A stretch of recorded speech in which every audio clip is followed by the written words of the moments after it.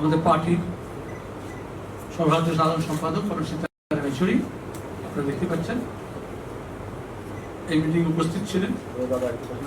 আমরা প্রাথমিক পর্যালোচনা করেছি এই লোকসভা নির্বাচনে, তার সঙ্গে আরো কিছু সাংগঠনিক বিষয়, রাজনৈতিক বিষয় এবং আমাদের যে কর্মসূচি আন্দোলনের সংগ্রামের সেগুলো নিয়ে প্রাথমিক কিছু আলোচনা হয়েছে। আমরা সিদ্ধান্ত গ্রহণ করেছি আগামী আগস্ট মাসের 23, 24, 25 3 দিন কল্যাণী শহরে পার্টি রাজ্য কমিটির বর্ধিত অধিবেশন করবো আমরা। তার আগে একেবারে বুথ স্তর পর্যন্ত যারা নির্বাচনী কর্মী, পার্টির বিভিন্ন কমিটি, শাখা, এরিয়া, জেলা, তারা আলোচনা করবেন। তার সঙ্গে নির্বাচনী কর্মী যারা আমাদের পার্টির সদস্য নন কিন্তু আমাদের দরদি, আমাদের সমব্যথী, আমাদের সহকর্মী যারা কাজ করেছেন এইরকম আবহাওয়ায়, এরকম বিষম পরিস্থিতিতে যারা লড়াই করেছেন, সংগ্রামকে এগিয়ে নিয়ে গেছেন, নির্বাচনে আমাদের সাহায্য সহযোগিতা করেছেন, তাদের সঙ্গে কথা বলা হবে বিভিন্ন পর্যায়ে। এবং তৃতীয়ত, আমাদের নির্বাচনে কাজ করেননি কিন্তু নির্বাচন সংক্রান্ত বিষয়ে খোঁজ খবর রাখেন, রাজনৈতিক বিষয়ের ব্যাপারে খবর রাখেন, রাজ্যকে বোঝেন কি ঘটেছে, কেমন ঘটেছে, এই ব্যাপারে তারা যদি কিছু তাদের যে অভিজ্ঞতা, খবরাখবর, যে বিশ্লেষণ, সেটা যদি আমাদের সঙ্গে শেয়ার করতে পারেন, আমরা সে ব্যাপারে কথাবার্তা বলবো এবং তাদের কাছ থেকে আমরা অনেক কিছু পাচ্ছি। এই 3টে পর্যায়ের পর্যালোচনাকে নিয়ে রাজ্য কমিটির বৈঠক হবে আমাদের, সেখানে আমরা চূড়ান্ত করব। তার আগে 28, 29, 30 আমাদের পার্টির কেন্দ্রীয় কমিটির বৈঠক হবে দিল্লিতে। সেখানে প্রশ্ন ফরম্যাট করা হবে, আলোচনা যাতে গোটা দেশের অভিজ্ঞতা এক জায়গায় নিয়ে আসা যায় সেই ব্যাপারে তারা সিদ্ধান্ত নেবেন, আমরা নেব এবং তার ভিত্তিতেই আমরা জুলাই মাসে এই গোটা অভিযানটা পরিচালনা করব।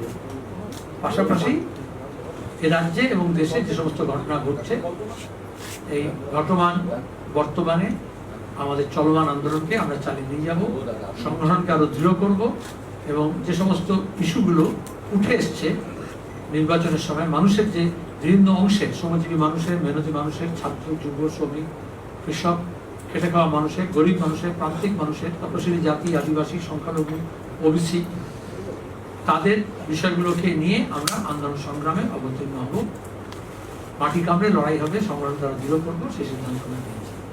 প্রাথমিকভাবে আমরা দেখলাম, আমরা এই নির্বাচনে বাম এবং কংগ্রেসের যে সমঝোতা হয়েছিল, বামফ্রন্ট এবং কংগ্রেস, আমরা শুধু বিজেপির বিরুদ্ধে বা তৃণমূলের বিরুদ্ধে লড়িনি।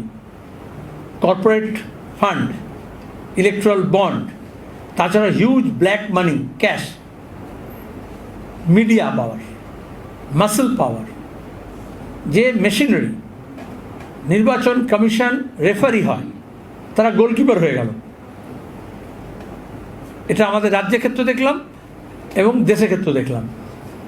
তার সঙ্গে এমন নির্বাচনের প্রক্রিয়া প্রকরণ এমন হয়েছে যে রাজনৈতিক দল নয়, ভাড়াটে কোম্পানি, তারা হচ্ছে শুধু ভোটের প্রচার নয়, ভোটের ইস্যু নয়, শুধু মিডিয়া ম্যানেজমেন্ট নয়, এমনকি বুথ ম্যানেজমেন্ট থেকে কাউন্টিংয়ের টেবিল পর্যন্ত ম্যানেজমেন্ট করা, যেখানে পুলিশ, কেন্দ্রীয় বাহিনী, রাজ্য বাহিনী, প্রশাসন তাকে রিপ্লেস করেছে, এরকম উদাহরণ আছে।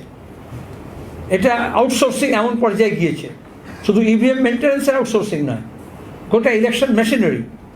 তাহলে এই বিষম পরিস্থিতিতে একটা অসম যুদ্ধে আমরা নেমেছিলাম, এটা জেনে বুঝেই লড়েছিলাম, এমন নয় যে এখন আমরা বলছি। একটু আঘাতে আঘাতে এটাকে চূর্ণ করতে হয়।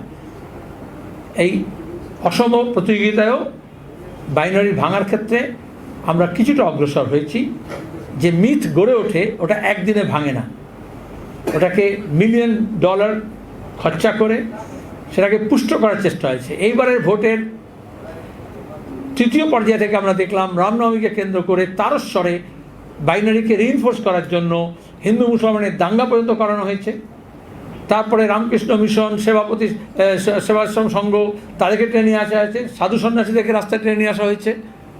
আবার ওদিকে বিজেপির হয়ে যিনি আগে বিজেপি ছিলেন, আগে তৃণমূল ছিলেন, পরে বিজেপি হয়েছিলেন, এখন আবার তৃণমূল হয়েছেন, কবে কার হয়ে ব্যাটিং করেন, তিনি একটা হিন্দু বিরোধী এমন মত করলেন সেই দিনই করলেন যেদিন মোদি আবার বাংলায় আছে, এবং সেখান থেকে সেই কথাটা কেন এমএলএ এই কথাটা বলেছে বলে হিন্দু খাত্রে মেয়ে প্রচার করতে আরম্ভ করলেন। যার পর আমরা দেখলাম যে কীভাবে মুসলমানদের ভয় দেখিয়ে একবার ভোট করানোর চেষ্টা, আবার হিন্দুদের ভয় করে দেখিয়ে ভোট করার চেষ্টা, যার ফলে রুটি রুজির যে প্রশ্ন, মূল্যবৃদ্ধির যে প্রশ্ন, মানুষের যে বাইনারি ভাঙার জন্য যে জীবন জীবিকার প্রশ্ন ছিল সেটাকে দূরে সরিয়ে ধর্ম, যেরকম মোদি একদম প্রথমে শুরু করেছিলেন গোরস্থান আর শ্মশান দিয়ে, কিন্তু এটা বেশি দিন টেকে না, আজকে উত্তরপ্রদেশ এটা ভাঙলো, কয়েক বছর লাগলো, 1 দশক লাগলো। আমাদের পশ্চিমবঙ্গে একটু নতুন হয়েছে ধর্মকে কেন্দ্র করে এই বাইনারি তৈরি করা, সেটাও ভাঙবে এই বিশ্বাস আছে।